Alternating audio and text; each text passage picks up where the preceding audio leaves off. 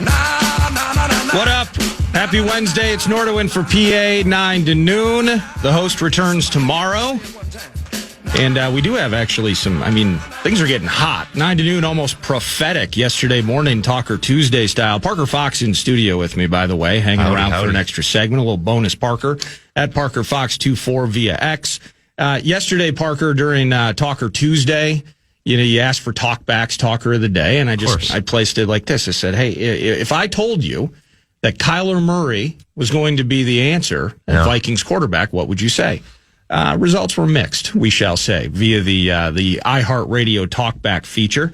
And then yesterday afternoon, you see it, Cards are going to release him, and now apparently he's a top. Yeah. Maybe some conversations in relation to the quarterback spot. So we have to talk about that. Team might be interested in trading Jonathan Grenard. Legal tampering period starts on Monday. It's all happening. Yep. It's all happening right now. It's all happening for Anthony Edwards. How about him dropping 7 triples and getting loose to get over the Memphis Grizzlies last night? I know for the last month or so, you've been so focused on Milan. And in one of the savviest moves in career-building history, you actually took a 2-week vacation, came back, and got promoted. Yep. So congratulations on that. That's the way it goes. Thanks to the banker. Not sure how that works, but it did. That's awesome for you.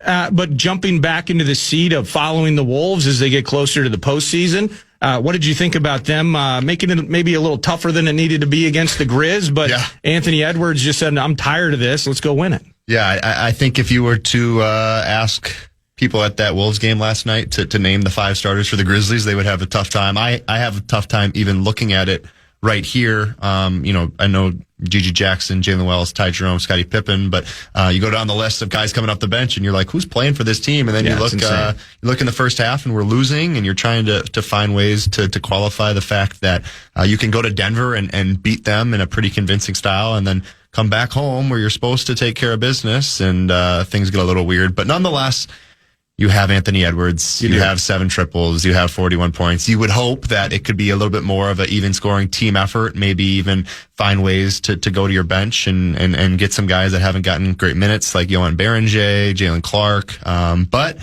got to win the game, and we did that. So you're not going to look back in a couple weeks and say you barely beat them, but hey, we'll take the win. Yeah, I thought, some of these names, I'm like, kind of a half G League roster that Memphis is putting out there. And it made me think, I have Johnny Krasinski on around 10 o'clock this morning, and talk more detail about this. But looking at that game last night, watching it, by the way, we lost a high scoring affair to the Grizz recently too. Yeah. So they're no pushover, or at least our team again. Makes it a little more difficult than it has to be. Yeah. But how fleeting, you think about it, not too far removed. Grizz like a 2nd seed. Yeah. They got Jaren Jackson. They have Desmond Bane at the time, a healthy and engaged Ja Morant as well. You're thinking, wow, this thing's a force, right? Mm-hmm. And it just kind of, it's a good reminder, 2 Western Conference Finals berths in a row for the Howl. But how fleeting these moments can be when just a few years ago, people are thinking about how do you get past the Grizzlies, and now it's a G League roster. You know what I mean? Yeah, I mean, it feels like it was yesterday when Ja Morant said, I'm fine in the West, right? He was, that came back to bite him a little bit. But nonetheless, you look at the Grizzlies team and you're like, this is a team that could really find ways to figure things out. I'm a big Brandon Clark fan. I think, Clark's good, yeah. If I were to compare my game to anybody, a similar Brandon Clark would probably be my player comp, back in my day. But nonetheless, I always had, appreciation for the Grizzlies and what they were doing. But now you look at the team, they're beat up health-wise. Zach Edey, a guy I played against, he's out now, season ender. But this is a Grizzlies team, and I know it's tough in the West, or we talk about how tough it is in the West, but if you're the Timberwolves, you have to look at it as you go on throughout the rest of the season here. I think it's the mature approach, right? Taking care of business, finding ways to win at home against lesser opponents, and then go stealing some on the road. And Anthony Edwards has been vocal about the fact that he wants to win out. Like, he wants to find ways to propel themselves into, the playoffs. And I think this team knows that they have enough pieces. They just had to continue to find ways to put it together and make runs in the postseason. Now, he says he wants to win out. Yeah. And I do believe him, but actions and words, how the old cliches go and such. Yep. The consistency of this team has been something that we've spent segment upon segment upon segment, 9 to noon. You've talked about it with us so many other guests, those that cover the team and report on it. Mm-hmm. Is this, and the way I put it on Monday when I was in for PA, it's almost, after watching that Nuggets game, it's almost like, through the 5 stages of grief. At first you're denying it, then you're angry about it. Yeah. And then, you're bargaining, I believe, is the third. Then you're depressed about the whole thing. Why can't they just do this every night? And then you kind of learn to just accept it. Yeah. In some ways, do you kind of have to, it's not half, you have to, of course, because this is where we're at. But, 62 games into this thing, you're in that spot maybe where you're just accepting the fact that this is what we got. Yeah. And we've now seen 2 years in a row how good it can be in the postseason. So maybe fret not and just continue on and third spot or bust in the West for this team. I think you would hope that you were already there as a Minnesota sports fan, right? You would understand what it takes to be one of us, to be a Minnesota sports fan. But I don't know. I think this is a great opportunity for the Wolves, right? Is you bring in some new guys in Ayo Dosunmu, and here comes Kyle Anderson back in the mix, in the rotation. And, Finchie has been pretty clear about the fact that he doesn't really want to go past 8 when it comes to a playoff depth situation, rotation. So what does that look like? Obviously, Naz Reid's going to find himself minutes. Ayo Dosunmu is going to find himself minutes. But is it Bowens Highland? Is it Kyle Anderson? Is it Jalen Clark? And I think these next 20 games allow you the opportunity to see, maybe Mike Conley can give you value, Yeah. So I think you have to find ways to take care of business early in games so that the second half of games and second, third, fourth quarters can be kind of an experience in a way. And Finch has the opportunity and the leeway to say, what's going to give me the best possibility to win a 7-game series multiple times and find your way past the Western Conference Finals. Did you find yourself like some fans going, man, it would have been cool if we got Tyus Jones? Yeah. I saw the news. I think he's signing with the Nuggets. And you're just thinking, you mentioned Conley. Yeah. We all love Mike. Yep. But my goodness, in terms of the precipitous downfalls that some of the elder statesmen may endure at latter stages of their careers. But Tyus Jones was, do you feel like we missed out on that, or it would have been cool to have Tyus back here? I thought it was going to be a done deal. I thought, I looked at that situation and said to myself, why would you not? It's a veteran guy that is arguably one of the best in NBA history in taking care of the ball. His assisted turnover numbers are, otherworldly, and the veteran presence that he can bring. But I understand the youth and wanting a guy like Ayo Dosunmu and Bones Highland to kind of be in that position. And who knows if we even see much more of Mike Conley. But the fact that he's been around here for a while, knows the system, knows the people, I really like where the Wolves are at just in terms of a unit, right? In terms of a guy like Kyle Anderson. I think he's perfect for what you want to do moving forward. I talked about it yesterday. Is you might get one Kyle Anderson game where he gives you 20 minutes and he's playing defense at a high level and he hits a couple threes, and you might get one, but it's worth it for what the value that he can bring. And we all remember the Kyle Anderson, Rudy Gobert scuffle and that punch that was thrown, and the fact that they can come back together for a common, idea and pushing in the right direction. And this team's trying to win a championship. So whatever pieces, we trust in Tim Conley and Chris Finch, and whatever pieces they think are most valuable, they're going to be out on the floor. Man, I can't wait for that slow-mo 3 to be unleashed. Just the settling in. Yeah. Normally you appreciate the extra pass. It's going to take extra 2 passes to give him the amount of time necessary to unleash that thing. Yeah. It's going to be beautiful. He's been shooting it though. I think that's something that's underrated part of his game is he's shooting the ball very well right now. So I think it's a guy that if he can give you a couple per game, why not? Let him fly. No, absolutely. A couple more on the college team, and then I'll let you get on to enjoy the day. Is Nico Medved just 2 more before the Big Ten tournament? The 14 and 15. Now, it wasn't John Wooden's Bruins, but they did do some damage against UCLA. They get the victory. And Bobby Durkin and all those triples. But as you look down at the first year of Nico Medved, what impresses you for a team that had its struggles, health issues abound? Very, very slim bench pickings. Yeah. But a team that fights, and a team that there's clearly a system with Nico that can be successful. He just needs more resources. Yeah, I'm just happy for Nico and those guys that they get the opportunity to, put themselves in positions to win games. I think it's a credit to Nico and his style of offense. I think it's a breath of fresh air for a lot of Gopher fans watching Gopher basketball. It's hard for me to speak on it because I was a part of it. Oh, yeah. But as a basketball purist, I'm loving what I'm seeing from Nico, from the offense.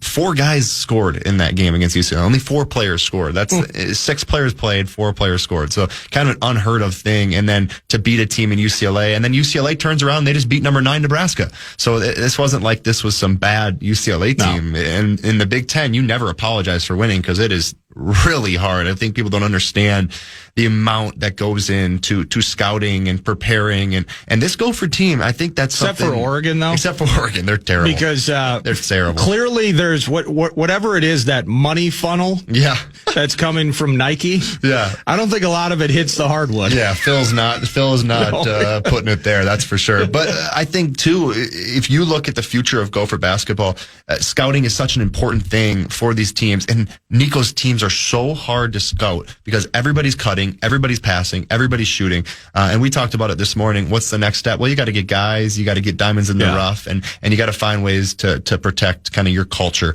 But I'm really excited about the future of Gopher basketball, and hopefully they can end on a high note at Indiana tonight. Yeah, at Indiana, then they host Northwestern, right? Saturday, yeah. Is that like the senior bit and everything? Yeah, that's the last one before Big Ten tournament in Chicago. Chicago, and then, you know what? If they win the tournament... There you go, Nordo. Start dream weaving that way. I like that. The ladies, by the way, are a 4 seed, and they're on freaking fire. Yeah. That's on Friday, right? That's this week, and the ladies are ready to rock. Oh my goodness, they are. And Mara Braun back and healthy, playing at an elite level.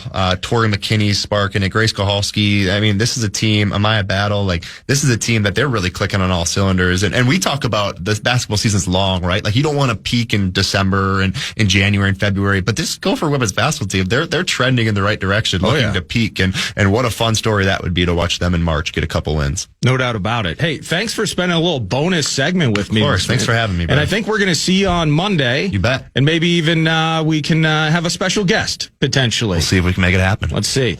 That's Parker Fox at Parker Fox 24. You hear him weekly with the Power Trip Morning Show, and also a regular here 9 to noon, chatting hoops to kick off a Wednesday. Wolves victorious last night. The Minnesota Wild just throttle the visiting Tampa Bay Lightning, loving that, and that's big part of the TimberTech set list. See you later, Parker. And TimberTech set list brought to you by TimberTech.com at 10 o'clock. Back to the Howl with John Krasinski. I mentioned that. But at 11 o'clock, TV Vox. Anthony LaPanta will be in studio. We'll chat about the Minnesota Wild. And next, he was on the radio call last evening. Alex Stalock, former goaltender, Minnesota Wild, UMD's finest, South St. Paul's finest at the high school ranks. He's going to chat on the hotline. We'll talk about the pro squad. We got trade deadline around the corner. Kaprizov setting records. Robbie Fabry, hey, welcome to the mix. All sorts of things to chat about with Alex Stalock next. Brett Blakemore produces. I'm Nordo in for PA on a Wednesday. You're listening to The Fan.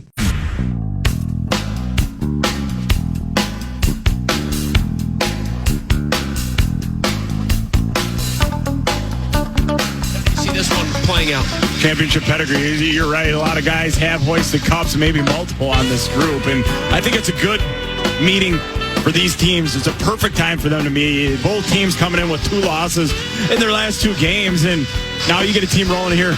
Both teams top in their division, top in their respective conferences. And these are the games you get up for as these players. You talk about the big-time players that want to play in the big moments. I think you're going to see it tonight, and I think you're going to see a Wild team take another step up in execution and intensity against the Tampa team tonight.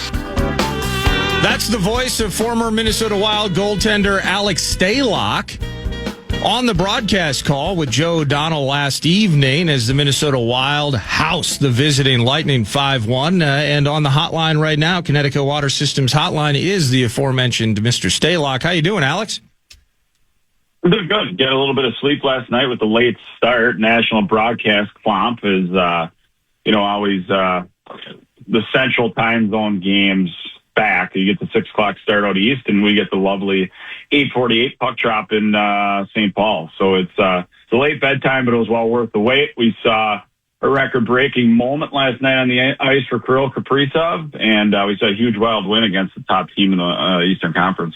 Yeah, not shabby at all last night. I do want to dig into that game, Alex, but you mentioned that's just kind of a yearly complaint around here, right? I mean, as soon as we get into the playoffs, it's 8:30 p.m. at the earliest. It feels like that we get to watch our favorite team. It's just not fair.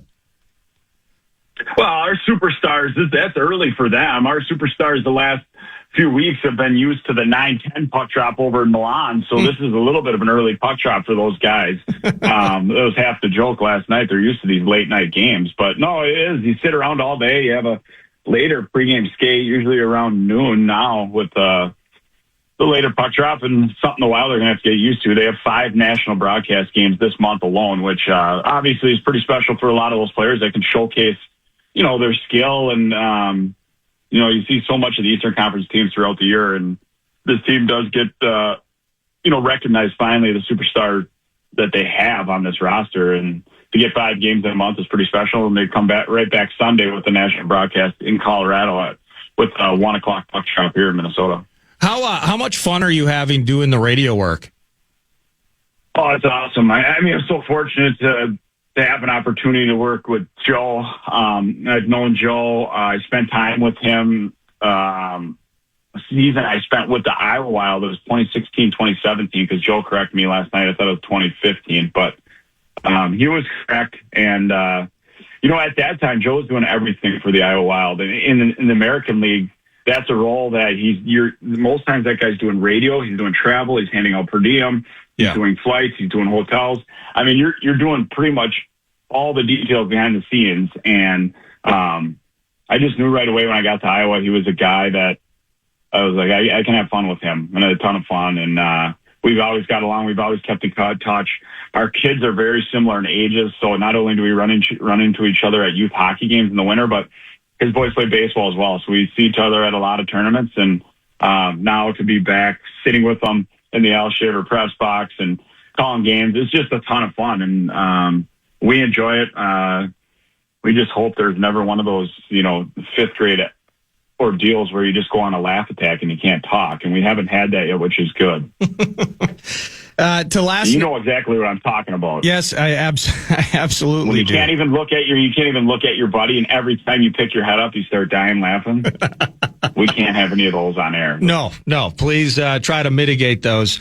And with last night's game, as you're watching it, early on, you get that goal from Faber, and kind of you survive that first period from the Lightning, and the rest is history. But specifically, the survival stage of it, it feels like matchups can matter. And we've talked about this before 9 to noon. Just kind of the idea, Wild.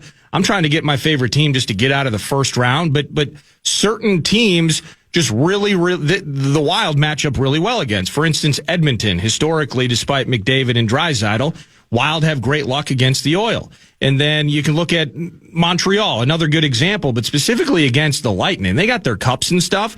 The Wild have kind of handled the Lightning in recent years, haven't they? Yeah, it's so funny how that works in hockey. And, whatever it is, how a team likes to play. And you talk about an Edmonton team that, they got high on talent up front. And, the Wild have the ability with the defense now. You insert Jonas Brodin into this lineup now, and they have the ability to shut down not only one super good line, but 2 good line. The depth they have, you have Hughes and Faber, who you talk about Hughes' offensive game. Yeah, it's incredible. It's top 2 in the league for defensemen, but he's so good defensively. He's smart with his stick. He's never reaching. His feet are so good. He's always on the right side of the puck. You talk about Brock Faber. You see what he does on a nightly basis. You saw what he did at the Olympics. He eliminates top lines night after night.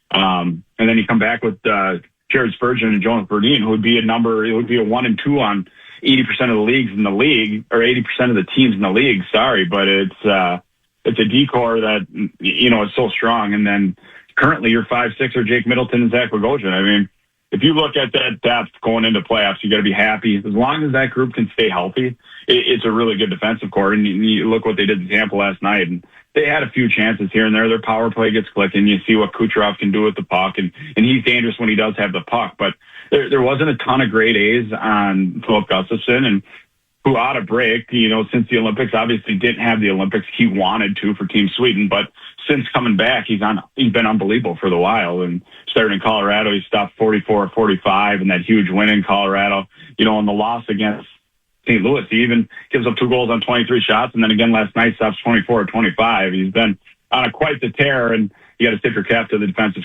group in front of you that has limited grade A chances and kept shots for the most part to the perimeter. Hey, stupid question alert here, Alex. Brock Faber did get that first goal last night. I'm kind of curious, as you look at Brock's game, kind of the combination of playing with Hughes, has the chance to, of course, evolve and get better in his own right. I always think about Faber defense first, but he's got 14 goals this year. It's cool to see him picking his spots and finding the net offensively as well. How do you parse that out in terms of, well, he's playing with Hughes, so there will be extra chances, or is it just him continuing to evolve and become a shining star right before our eyes? Oh, no, that's not a dumb question at all. It's a stupid question. He's such a good player. Defense first. You say that maybe because you look around the Central and you see the Cale Makars, you see the Miro Heiskanens, you see the Josh Morrisseys, the points they put up every year. Yeah, they bring maybe a little bit more offense than Faber does, but he still has that offensive ability. I think he just takes so much pride into playing a game similar or more like a Charlie McAvoy. You got to watch what he did in the Olympics this past month, and I mean, he plays so heavy. Even when he gets offense, he takes it, right? A guy like Charlie McAvoy and Brock Faber, but they're so good with their feet and staying on the inside and always ending plays early in the defensive zone. You don't see many extended shifts for those guys in their own zone because they're so good at closing on guys just when they know they have them in an area where they can end up play.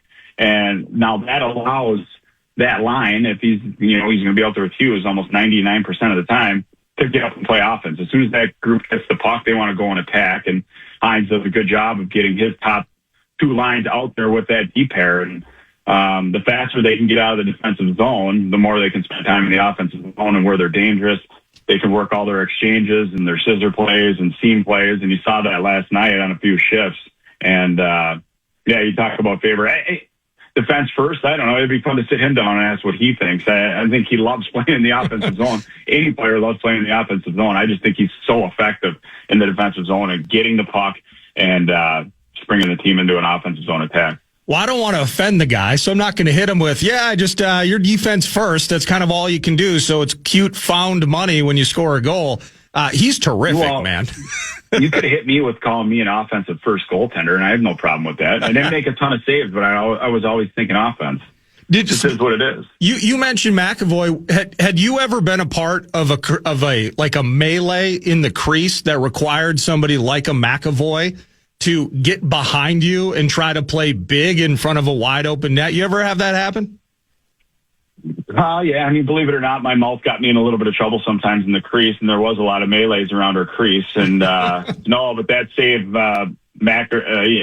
he made in the Olympic there, the Hellebuck save, the McAvoy save, getting him behind the goalie and eliminating that shot as it was about to go across the goal line is pretty incredible. And there's been a lot of times where I've had to have defensemen bail me out, trust me, but not on that type of stage. I mean, at the world's greatest stage, it's pretty dang cool. Well, it's a team game. There's no doubt about that. Sure. Speaking of the team, all 22. You mentioned Brodin coming back, so there's the depth piece associated with it. Just kind of not ambiguity, but just a little cloudy in terms of when he'd find his way to the ice again as we waited throughout the Olympic break. But awesome to have him in. The value of that depth. But I thought he looked good last night. Absolutely, and they had the fortune of having the Olympic break and kind of a little built-in rest time for Jonas, who, he's played heavy minutes, playoff games in his career. He's played a lot of hockey, a lot of hard hockey. And the one thing with him is he's so underrated in this league. And, so many times when I talk to, other people in the media or ex-players when I was playing, and I'd talk about Jonas Brodin, like, he's got to be one of the best in the league. And people are, you got to be kidding me. I'm like, I get to see him on a daily basis. I play behind him. I see what he does. It's just incredible. And, he's out for an extended period of time. It's his first game back. You always question, how is he going to feel? And he's going to work his way into it. It's going to be, he's got to feel the out process. And I mean, if you went to that game last night as an unassuming fan, you'd have no clue that he just spent an extended amount of time on the shelf and not playing. He's so good with his feet, like his puck skills. He'll go into a corner and it's 1-on-2, and somehow he comes out of it with the puck. It's just incredible to watch. And to have him back in the lineup. I know defensive coach Jack Capuano, when he looks down at that bench and he's got 25 back sitting in front of him, he can flip them over the boards against any line, any opposing team in this league. Yeah, that's sweet. Now, we didn't get to see a lot of this guy last night, but Robbie Fabry. By the way, Covenant cleanup, thanks to Brett Blakemore. I said Fabry, I believe, last segment. Pronunciation matters, 9 to noon, and Fabry is the correct way to put it. I'm sorry about that. But I remember seeing him kind of earlier days of his career with the Blues, moves on, now finds his way to the Minnesota Wild, getting his first shifts. Is there a period of acclimation with the new guy in the lineup, or am I just overthinking it? No, I think the biggest thing is, so many of the systems, I don't want to say, the systems in the NHL, every team is so different at what they're playing. It is a lot of it's similar: forecheck, neutral zone, defensive zone coverage, whether you're doing man-on-man or zone or whatever it may be. But I think the biggest thing going in the new locker room is the terminology and the way a coach uses it. And, say in the defensive zone, one coach calls it a shrink and the other coach calls it a swarm. It's the same thing, but just getting comfortable with what the coach is calling it and what it may be in the confusion. And, he's a professional. He's a veteran now. He knows he has the ability to go up to a coach and grab him after practice, say, hey, what do you mean by this? What do you mean by this? And I think he's going to gravitate and learn from this system in a hurry. I thought he was great last night. He was effective. He had 2 great scoring chances, one in the second where he showed that he still does have good speed, got around the Tampa defender, and the only thing to stop him was the 11 inches of Vasilevsky's left pad. If he raises it, it's an unbelievable goal. He had a chance in the first. It just rolled off his stick, but, he had a big hit in the neutral zone. I thought he did exactly what this Wild team wants him to. Give him a spark, bring a little bit of offense with some speed, hungry on pucks, and I think he did that. He made a play, 2 in the defensive zone from the wall and popped it to the middle to a simple breakout. Those are the plays that Hines is going to gain trust in. He's going to get more time, and I think you're going to see him play in that bottom 6 role. I don't think it's always going to be a 4th line spot. There's a chance he could be on that 3rd line, and if he keeps up the way he played last night. Another new guy to the mix. It was announced yesterday, and a lot of people are like, "Oh, okay, Billy G just made a move with the Predators." Oh, Michael McCarron.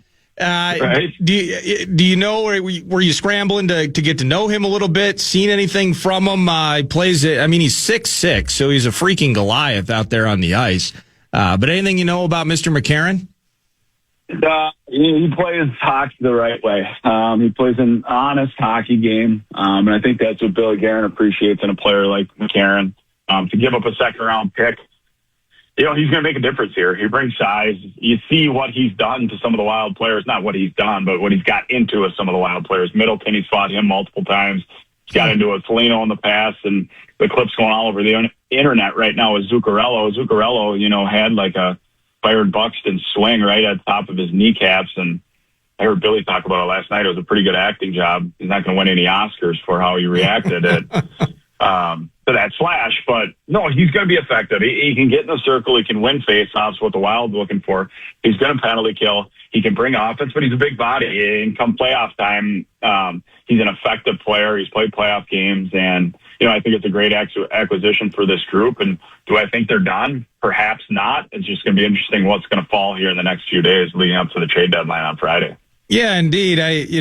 Perhaps not. And what the price, everybody just assumes Vinny Trocheck's going to be here by the time the Friday deadline hits. With McCarron, though, before moving on, winning the faceoffs, you mentioned that, specifically D-zone faceoffs. I make this joke every once in a while. It feels like we haven't won a faceoff since Koivu was still playing. I mean, just the trouble this team has had in spots in terms of finding somebody that can win 50 at a 55% clip, and maybe McCarron helps with that.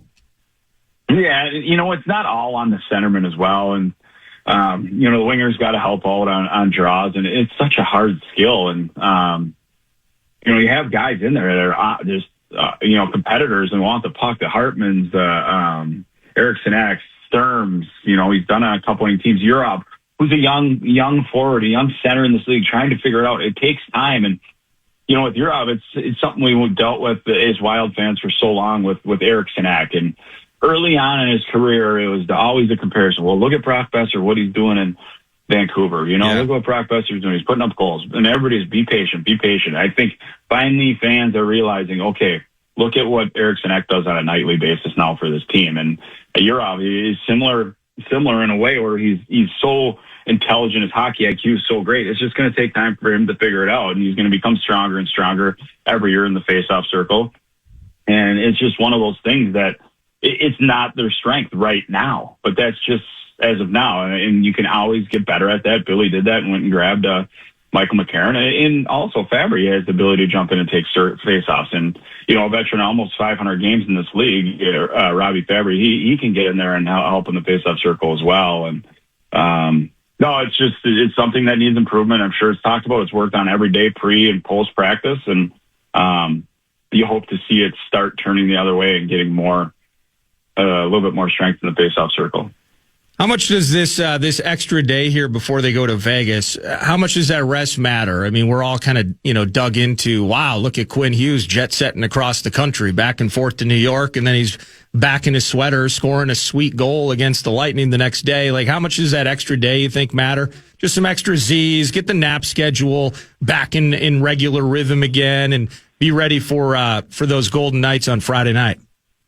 Well, Quinn Hughes is different. I think he just plugs in at night. I don't know if he sleeps or what, but his schedule he's been on is unbelievable. I can't figure it out. He's never short of energy. But we joked about that last night on air with Joe. What would Billy like to trade for right now? And I said I think he'd like to trade for a night of sleep for a lot of his players, first and foremost, and then maybe go for a top two line center. But these 2 days.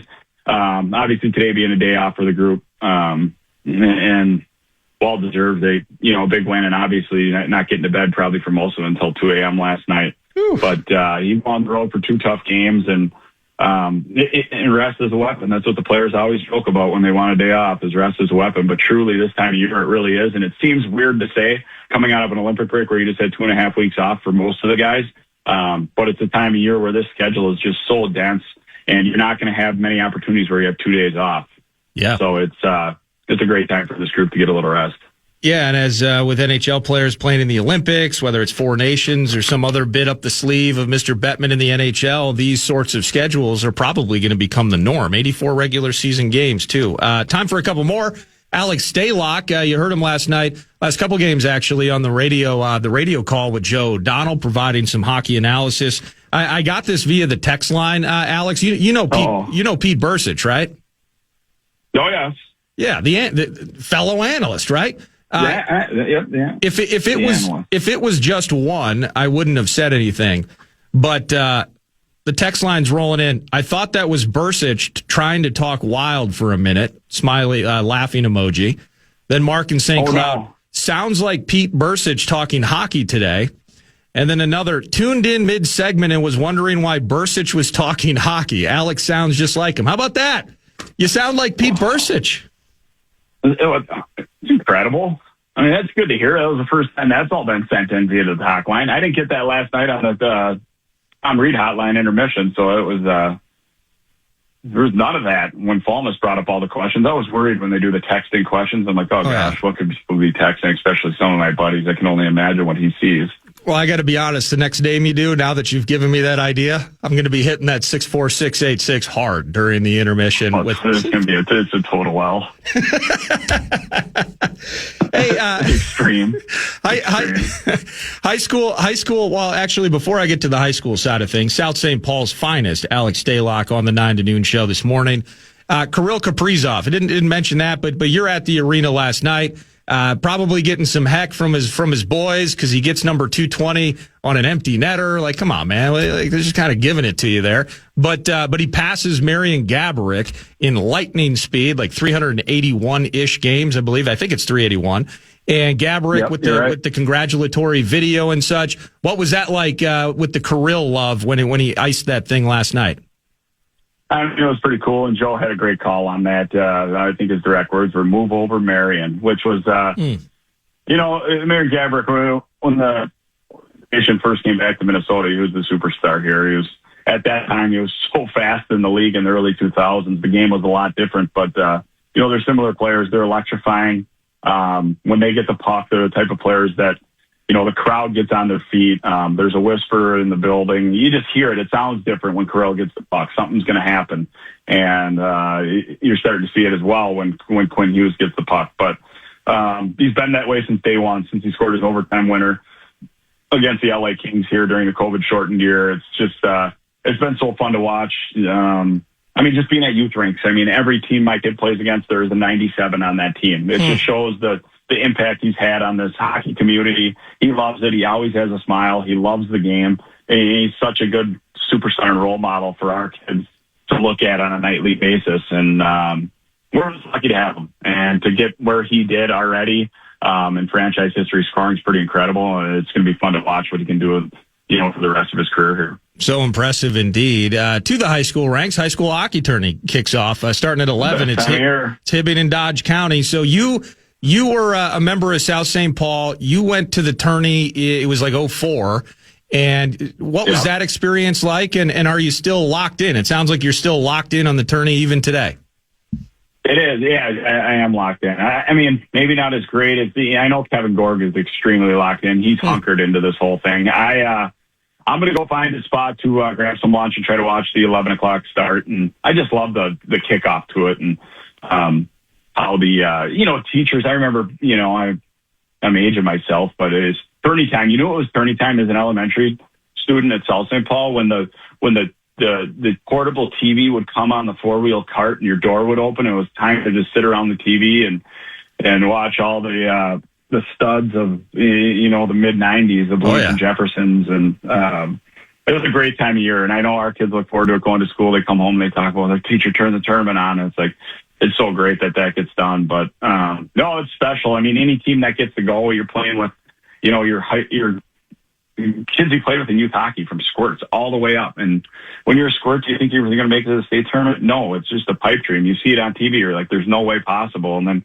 you get to high school. And for us, did we have the most skill? No, but we got along so well as a group. We had so much fun. We played every sport together. And at the time, there was just no one stopping us. And, it's a group that when we get together, we still talk about, we still BS about. And, it's a ton of fun. And I'm looking forward to the next team that's going to surprise somebody at the tournament. Who's going to have the bleach hair? Who's going to say what when they skate out to the camera? It's a great time of year. Absolutely, it is. And I don't mean to put you on the spot, but do we know when we're going to get to hear you with Joe again, or just still getting the schedule put together? It's been a blast listening to you the last couple. Yeah, we're still putting the schedule together. Joe, I hope I haven't bugged Joe too much. I tried to text him. He won't answer me, so maybe he's already sick of me. That's possible. He's from Philly, so he's got that attitude. This Vegas trip, Vegas, Colorado, perhaps I'll join the group and be with Joe on air. And I was hoping to make it down to some of the state tournament and bring my kids down there to check it out. But if I go on the road, that'll be just as fun to see, obviously, a game down in the Fortress in Vegas and then, a great battle in Colorado Sunday. No, that's awesome, man. Hey, thanks for giving me time after a late one at Grand Casino last night. We'll catch up again soon, all right? I do got to say congratulations to Team Services, Minnesota Wild Team Services. Extraordinaire, should I call him? Okay. Dominic Henning, who his wife delivered their first baby, Kelly Marie Henning, yesterday. So that's exciting news for the Wild family, the addition of one. While mama's healthy, baby's healthy, so it's all good news on that front. Dude, that's awesome, man. We should have led with that. Yeah, it was so exciting. They're first, and it's pretty special. And just before a game, all the boys got the text that she delivered a healthy baby, so it was awesome news. Oh, hell yeah, man! Congrats. You said it was Dominic, and then it was Kelly Marie.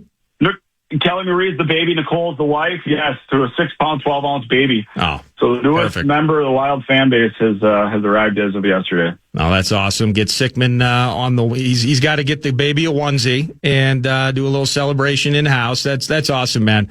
Hey, thanks again. And are you going to be at Grand Casino tonight at 6:01 for the Mankato West Scarlets tilt against the Delano Tigers? No, I'm going to be on my couch watching that game, man. I mean, it's a tough draw for the Scarlets, but I'm absolutely going to watch Mankato West and Delano today for sure. word is the tender, the sophomore Blake Brecky, has the ability to steal a game or two in this tournament. So I'm excited to watch that because, if a goalie gets hot this time of year, they can go on a run. That's what I hear, man. No, I've read a little bit about Brecky. I'm not going to pretend that I know their roster up and down. It's just it's red and white. I'm in on them. I'm from Fancato, so I'm going to root for him. But I have specifically heard that Brecky's kind of a unit, man. That he can absolutely win a game for him today. He was unbelievable in the section for him, and like I said, you get feeling at this time of year anything can happen. It's one game, similar to the Olympics, and yeah, I'm excited. These kids get playing in front of 18,000 fans for the first time. Anything can happen out on that ice. So it's day one of the tourney. Let's go. Let's go, indeed. I'm going to hit that text line next time you're on the radio, all right? Please don't.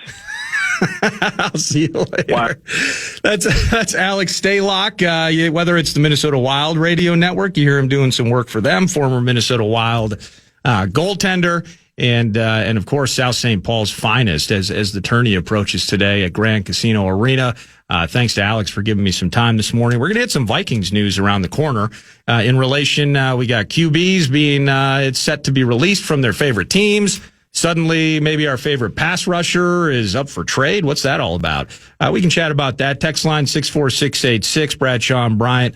KFAN text lines open for business. And then at 10 a.m., Johnny Athletic, John Krasinski of The Athletic will join me as we jump back into the howl after their win last night over the Grizz. Brett's here. I'm Nordo. Thanks for hanging out with us 9 to noon on The Fan. The Fan celebrates our $5,000 winners and the iHeartRadio's Thank a Teacher. It's powered by Donors Choose. There's still time to nominate a public school teacher making a difference. They could be next to win $5,000 to make over their classroom. You can do it now. iHeartRadio.com/teachers. iHeartRadio.com/teachers. Do you have a favorite teacher back in the day, Brett? I mostly blocked that stuff out at this point. Really? You think? Like, if you asked me to go in my high school and list off, I would struggle. I mean, it doesn't have to be like Dead Poets Society or Lou Diamond Phillips Stand and Deliver, but you don't have a Robin Williams from that. Yeah, for me, it was it's 10th grade history teacher, social studies teacher, Mr. Sipe at Mankato West was one of my favorites. Ms. Linval, an English teacher I had freshman year, man, I gave her hell. Holy cats, is she a saint for dealing with idiots like me. But she was tremendous. Yeah, there's a couple that stand out. No offense to any of my other teachers. I don't have any issues that would require me to block out anything. So, I mean, this is a safe space, Brett. If you ever want to talk, just let me know. But thank a teacher. How about that? Thank a teacher. Many people to be thanked on a daily basis, including those participating in the text line. Next up, Minnesota Wild at the Golden Knights. That's a Friday night affair. Friday night, week's done. Slide down the back of the dinosaur at 5 p.m. Call it a week. Nordo, this is John the mail carrier. You've opened a can of worms. The whole station has bit undertones. Everyone will blow up the text line the next time Alex Stalock is on the radio. I was thinking that. Yeah. Good. Terrific. 64686. Obviously, be respectful and everything, but ask Alex some good questions and make it lively on a Friday night. Make Kevin Fallness have to weed through a tidal wave of text messages, whether it be Friday night, whenever his next bid is alongside. We'll do it anytime, whether it's Tom, it's Alex, anybody. Just pump up the text line and get involved with this Wild team who, thankfully, after 2 straight L's, just dominated the Lightning last night. To Vikings news, this will be probably a larger conversation tomorrow, certainly Friday. And then, of course, as the NFL season, we've barely taken a breath post-Combine or really even post-Super Bowl. A little bit of that lull for about a week before everyone heads to Indy and the steamrolling begins from an Intel standpoint. But Monday's the legal tampering period, right? So that's when the deals are done. And then free agency, I believe, in earnest begins on Wednesday. The league year begins, and all those deals that we hear about on Monday and Tuesday and Wednesday morning, they can become official sometime on Wednesday. So effectively, free agency starts on Monday. But Talker Tuesday, as I mentioned it in the open, almost prophetic as it was yesterday. And it's just kind of throwaway. You're a Vikings fan. I'm a Vikings fan. I'm an adult child, and I want my favorite team to win every single game. And what I watched in 2025 wasn't good enough. The GM was let go, and now Rob Brzezinski feels like he should just be the GM, but we'll see that work itself out over the next couple of months. But just on a Talker Tuesday, hey, if I told you Kyler Murray was being added to the QB room of the Minnesota Vikings, what do you think? And we did a bunch of talkbacks on it yesterday and a lot of jokes, the Call of Duty bits always in play, arm punts and all of those things. Maybe he can join the Minnesota Twins and he can play for both teams, given his proclivities for baseball and given the fact that the team, well, I don't know if it's exactly an open tryout territory down in Fort Myers, but things are looking grim from a health standpoint, maybe from a salary standpoint as well with the favorite baseball team. But then the news comes out yesterday. The Cardinals do indeed intend to release him. And you're going to let it's going to be doom scrolling and it's going to be hyper timeline refreshing. That's all going to begin on Wednesday when the league year begins and Kyler Murray is officially released from the Cardinals. So there's kind of it feels to me on a Wednesday, a week from now, a week in advance of free agency, it's two routes for me. It's Kyler Murray or it's Geno Smith. Now, I have a week, so this could change drastically. That's the fun thing about making opinions. They're subject to change. But as of today, on a Wednesday morning, how does it hit you? It's either Geno Smith or it's Kyler Murray. Geno is a bridge to McCarthy. If you add Geno Smith, you still are thinking about the pathway to J.J. McCarthy becoming the starter in the long term. Geno is a bridge. Kyler Murray might be different.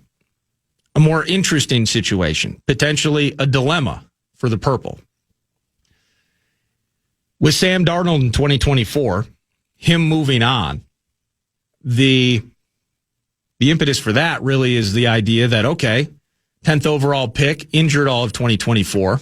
Good thing that we had what we thought was a bridge in Sam Darnold, performs incredibly well, sacked a ton, lose the game at the Rams, and he moves on. The idea was J.J. McCarthy is the A plan. That's the plan moving forward. That's why we are okay with wishing Sam Darnold the best of luck and hope everything works out for him in Seattle.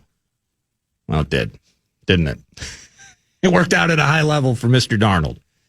And we saw what we saw from the 10 games of J.J. McCarthy in 2025. Geno Smith is that bridge in 2026, I believe, where you're adding him because you believe that certainly competition, I think Geno wins that job. Another year of sitting, another year of learning, maturation, that puts J.J. McCarthy in a spot to start in 2027. Adding Kyler Murray is interesting because if Kyler Murray comes here, now, first of all, I keep seeing it. If it is truly just veteran minimum deal, multiple teams will be interested. It'll cost, it's not going to cost $20 million, but maybe it costs $5, $6, $7, $8, $9, $10 million for Kyler Murray's services. This is another spot where I feel like he's starting. Now, if it goes super well, that's a dilemma. If it's kind of disastrous and Kyler drives the coach insane, well, that becomes a bridge in its own right. But if Kyler's good, is that the end of J.J. McCarthy's run as a starter or competing for a starter in Minnesota? Is it a backup for him? If it goes really well, you're not picking up the fifth-year option. If it goes really well, you're potentially, whatever the contract would look like at this stage, you're extending a Kyler Murray and potentially trading the former 10th overall pick to give him an opportunity at his own reclamation project with another city. And that's where I look at it a week in advance. Geno Smith, the bridge, a potentially more interesting dilemma for the purple with Kyler Murray, but those feel like the two front runners at this stage. We're going to pause and jump back into text line. Have we lost our minds? Murray gets hurt more than JJ. Yeah, 2 of the last 3 years. 2 of the last 3 years have been a problem. Indeed. I don't disagree with you there. But that's where it feels like a week in advance of free agency. Geno Smith or Kyler Murray? How does that hit you? We're going to pause and we're going to get to Johnny Athletic right around the corner. But, of course, the news coming out yesterday, the Schefter post on X, that the Vikings are open to trading Jonathan Grenard. There's some things to factor in and discuss in relation to that, and we're going to get to that during the second hour here. But Johnny Athletic, John Krasinski, joins me next.